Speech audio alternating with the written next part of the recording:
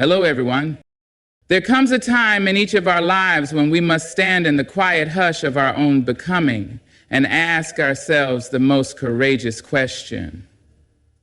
What am I still holding on to that no longer holds me? Life does not wait for us to be ready. It does not pause while we wrestle with memories, mistakes, or the ghosts of what could have been. No, life strides on, bold and unbothered, like a river rolling over stubborn stone, and so must we. We often think strength is in the holding. We believe our dignity lives in clenched fists and tightly drawn hearts. But true strength, the kind that makes the spirit rise and the soul hum, lives in the letting go. That is where we learn the sacred dance of release, not because it is easy, but because it is necessary. Because the burden grows too heavy, the dream too small, the love too lonesome. We must unclench our hearts so that grace can pour in. We must open our hands so that healing can touch our palms. You see, when we let go, we are not giving up, we are giving in. Giving in to the rhythm of something greater than our fears. We are saying yes to the unknown, yes to growth, yes to peace. We are no longer willing to be dragged by memories that don't serve us, by people who don't see us, or by stories that no longer fit the soul we are becoming. Letting go is not a loss, it is a liberation. It is not surrender, it is the beginning of sovereignty. Oh, we've all known what it feels like to carry what we should have released long ago, that old heartache, that worn-out plan, that bitter word still stuck between our teeth. But how long must we wear shackles made of yesterday? How long must we drag the chains of what they did or didn't do? There is a power in forgiveness, and there is a deeper power in forgetting, not because it erases the past, but because it frees the future. To let go is to trust that what is meant will remain and what is not will find its way to the wind. It is to walk forward not with the swagger of arrogance, but with the sway of faith. It is to whisper, I am ready, even when your knees are trembling, because you know deep down that the storm has already done its teaching, and it is now time to walk in the calm of your knowing. Letting go is not giving up. It's choosing freedom over fear. That is a truth not everyone is ready to hear, but one we all must learn if we want to live a life that breathes peace. Too often, we mistake holding on for strength, as if endurance in suffering earns us some quiet badge of honor. We grip tight to relationships that have long since lost their tenderness, to dreams that have outgrown their usefulness, and to versions of ourselves that no longer reflect the soul that stirs within us. But freedom does not live in clenched fists. It lives in the open hand, the lifted heart, and the brave decision to say, this no longer serves me. You see, fear is sneaky. It cloaks itself in loyalty, in nostalgia, in the comfort of the known. It tells us that letting go is the same as losing, that if we walk away from what has shaped us, even if it's broken us, we're abandoning something sacred. But real truth whispers a different song. It tells us that letting go is not a betrayal, it's a blessing. It is not the absence of care, it is the presence of wisdom. It is the quiet, unshakable knowing that we deserve more than surviving. We deserve to live fully, deeply, without apology. Freedom doesn't come wrapped in perfection. It arrives messy, trembling, and usually later than we hoped. It shows up when we decide we are no longer willing to be defined by wounds. It finds us when we stop rehearsing our pain and start rehearsing our peace. Letting go is an act of courage, not cowardice. It's a choice to believe that the future still has gifts for us, even if the past was all we ever knew. It means trusting that the unknown isn't always a threat. It might just be the start of something holy. Letting go may begin with silence, with sitting still and hearing the quiet voice that says, enough. And when we finally decide to listen, to loosen our grip on what weighs us down, we begin to rise. Slowly, perhaps, but surely. And in that rise, we remember who we are. Not what happened to us, not what left us, not what never came, but who we are without all the heaviness, who we are when we choose to live light, to live honest, to live brave. No one said it would be easy. Letting go often feels like standing in the middle of a storm with nothing to cling to but your breath. It may break your heart, but it will also build your spirit. And there is a beauty in the breaking, because when we are no longer held together by fear, we make room for the strength that is quiet, steady, and sacred. That strength doesn't shout, it doesn't boast, it simply is, like the wind that moves through trees, like the light that breaks through morning. So when the time comes and you feel the weight of what no longer fits pressing on your chest, dare to release it. Let go, not because you are tired, but because you are ready. Ready to be free, ready to be new, ready to live, not in the shadow of fear, but in the light of your own becoming. You are not losing. Release makes space for growth, healing, and unexpected blessings. When we finally loosen our grip on the things we were never meant to carry forever, we open the door to transformation. Life has a way of waiting patiently for us to arrive at this truth. It does not force our hands, but it does press gently, like the wind against a locked window, nudging us toward the moment we realize we are not living. We are simply holding on. And holding on, when the season has shifted, becomes a silent kind of suffering. There is something profoundly sacred about letting go, not because it instantly makes everything better, but because it clears the way for better things to begin. The weight we carry, the pain we cradle, the expectations we chain ourselves to, they take up space not just in our hands, but in our hearts. And there is only so much room. Growth cannot thrive where bitterness is rooted. Healing cannot pour in when resentment is blocking the path. And blessings often miss us entirely because we are too full of what we refuse to release. It's easy to say we want change. It's harder to make room for it, because change doesn't come dressed in comfort. It arrives wrapped in unfamiliar choices and strange new silences. It asks us to trust, to wait, to move without a map. And to do that, we must clear the clutter of old stories, of tired beliefs, of worn-out hopes that have already done their work. We must be willing to let life reintroduce itself to us, not as we thought it would be, but as it longs to become. There is no shame in growing beyond what once fit. In fact, that is the very sign that we are alive. The tree does not apologize for shedding its leaves. The river does not mourn the land it has left behind. And we too must learn that our release is part of nature's rhythm. The more we resist it, the more we suffer. But the moment we surrender gently, honestly, and without fury, we begin to feel the shift. We begin to notice the quiet, steady return of breath. And with that breath comes space, the space to discover who we are without the ache, the space to feel the sun where the burden used to sit, the space to believe in something again, something fresh, something whole, something kind. We are not meant to be bound to our pain.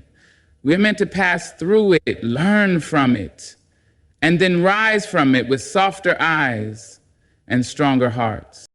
Letting go invites blessings we never could have imagined, not always in the form we expected, not always wrapped in ribbon or dressed in applause.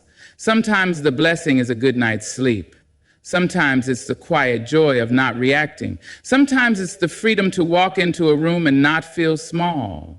The world becomes wider when we are no longer trapped by our own resistance. And even though we may not see it right away, life begins to answer the space we make with gifts only emptiness can receive.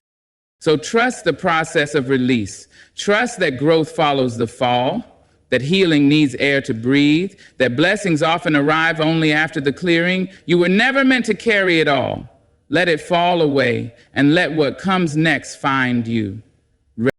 Holding on to pain does not prove strength. Releasing it reveals it. We often grow up believing that enduring hardship without flinching is a badge of honor, that suffering in silence is noble, and that to let go of hurt is to forget the lesson it brought.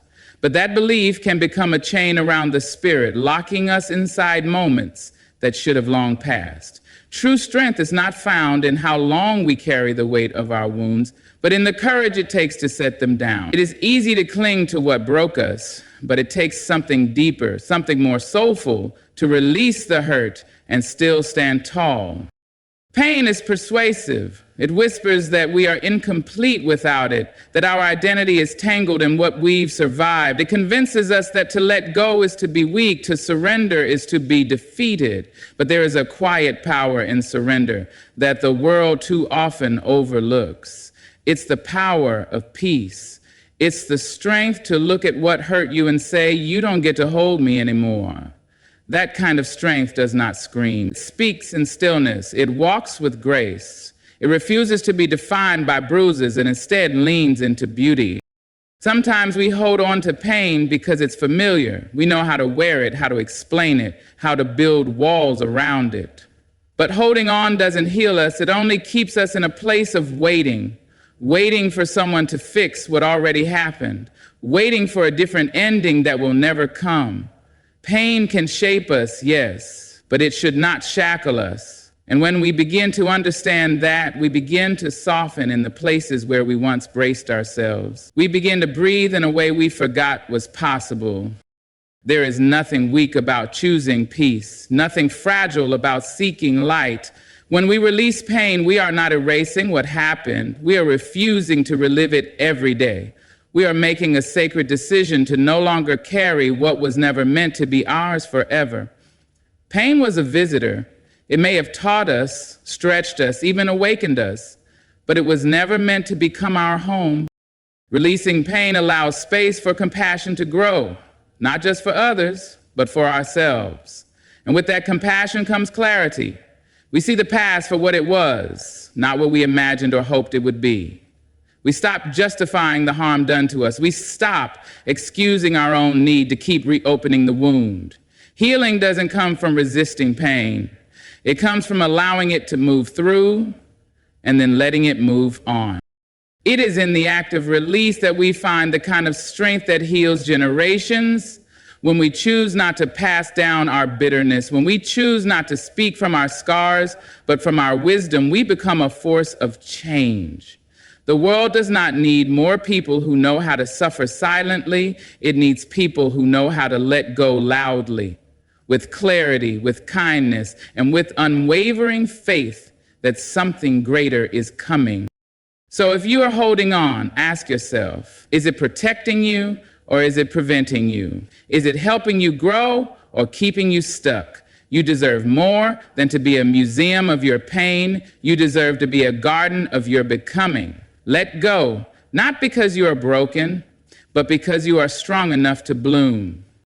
Peace begins the moment you stop fighting what cannot be changed. Life in all its wild turns and uncertain tides does not always ask for our approval.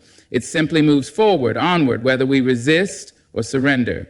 And far too often we exhaust ourselves trying to rewrite moments that have already passed, trying to reshape people who never wanted to grow, or trying to rearrange endings we were never meant to control. But there is a quiet liberation in acceptance. There is power not in resistance, but in release.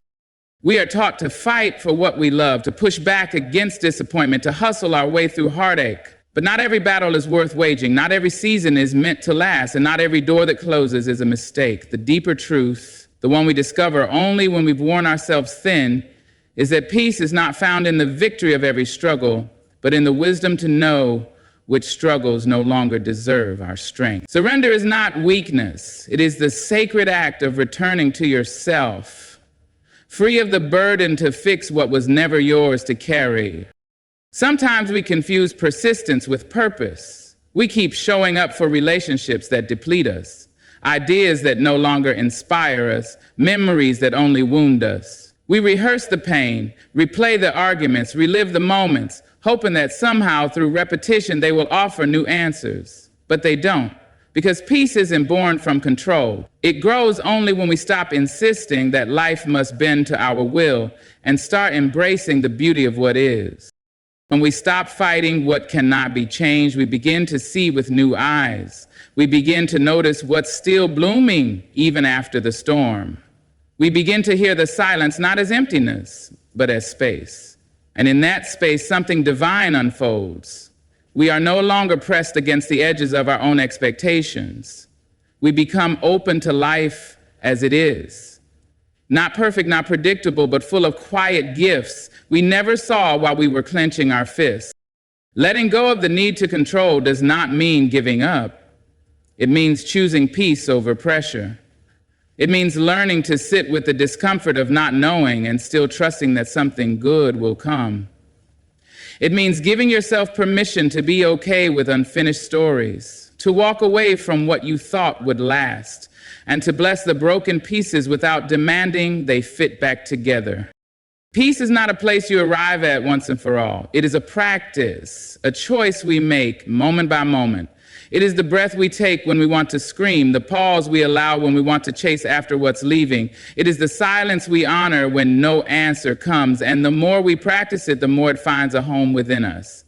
It begins to steady us, teaches us to be soft in the face of uncertainty, kind in the midst of confusion, and whole in the absence of closure. So if you find yourself fighting what cannot be undone, consider this. What might your life feel like if you laid down your weapons, not in defeat, but in devotion to your own peace? What might begin to grow in you if you stopped wrestling with yesterday and started tending to what's still in bloom today? There is a gentle power in acceptance. There is a mighty grace in release. And somewhere within it, peace is waiting with open arms. The past is a place of reference, not a place of residence. It holds our stories, our shaping, our shadows, and our shining, but it is not where we are meant to live. Too many of us pitch tents in the places where we were once hurt, once rejected, once not enough. We wander back to the scenes of our sorrow, trying to understand, trying to fix, trying to change a moment that is already written. Yet the past cannot be undone. It can only be learned from, honored, and left where it belongs. We were not created to stay stuck in moments that have outlived their season. Yes, the past has lessons, valuable ones, but those lessons are meant to be carried, not the pain. We are not called to repeat the same chapter, whispering old words and waiting for a new ending. There is no growth in circling the same memory, hoping it will somehow love us better this time. When we live in the past, we keep our joy on hold. We hold our breath for what will never come back. And in doing so, we rob ourselves of what can still come forward.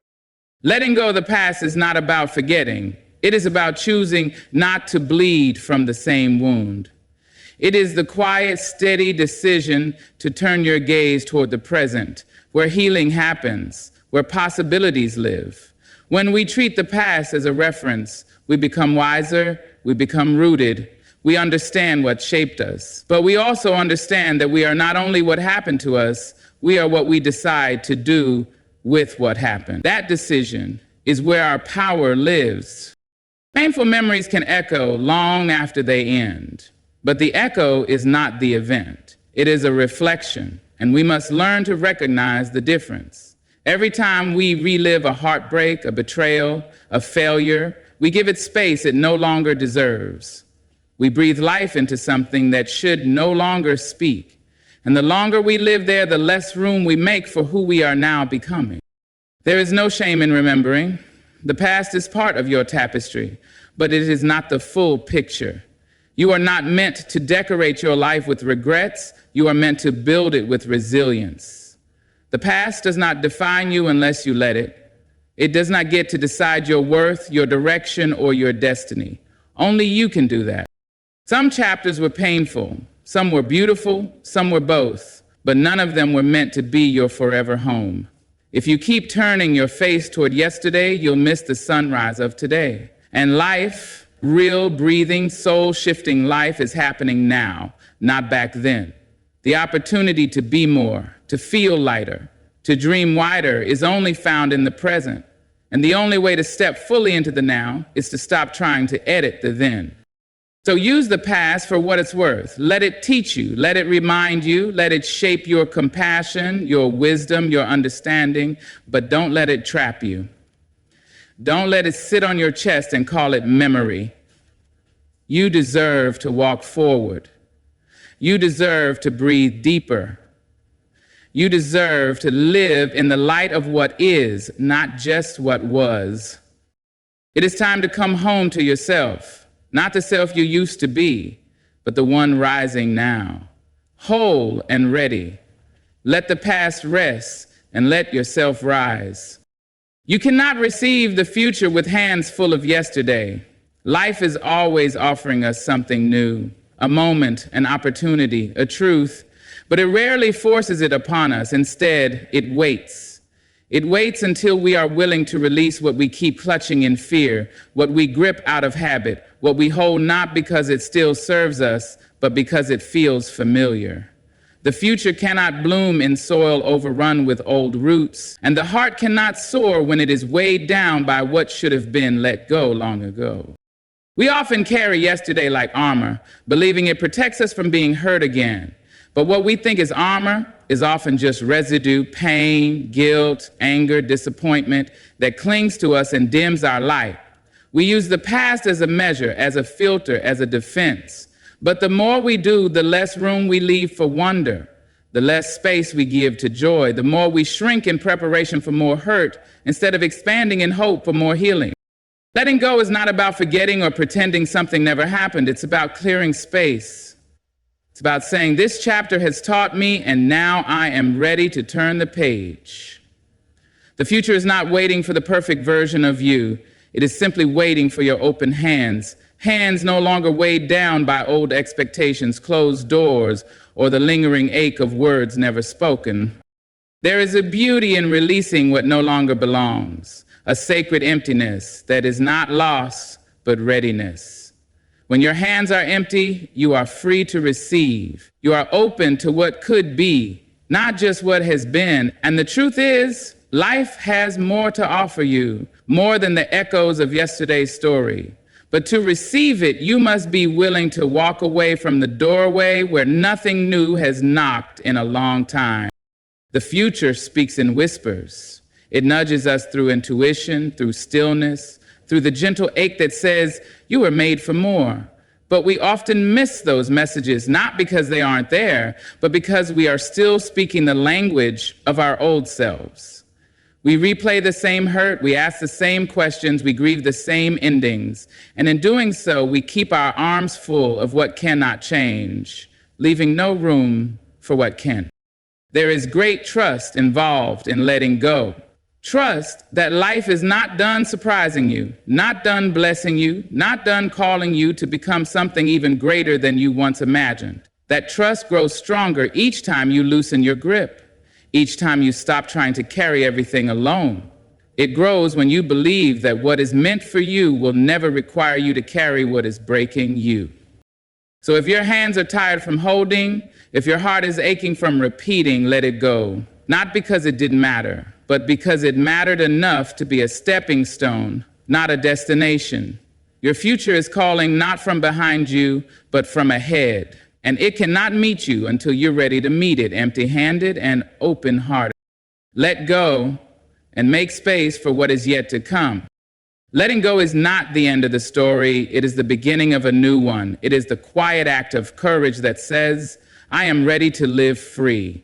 Through each release, we reclaim a little more of our peace, our joy, our power. We learn that holding on does not make us stronger, and that true strength is found in the softness of surrender, in the grace of acceptance, in the boldness of walking forward without the weight of what once was. The past has shaped us, yes, but it does not own us.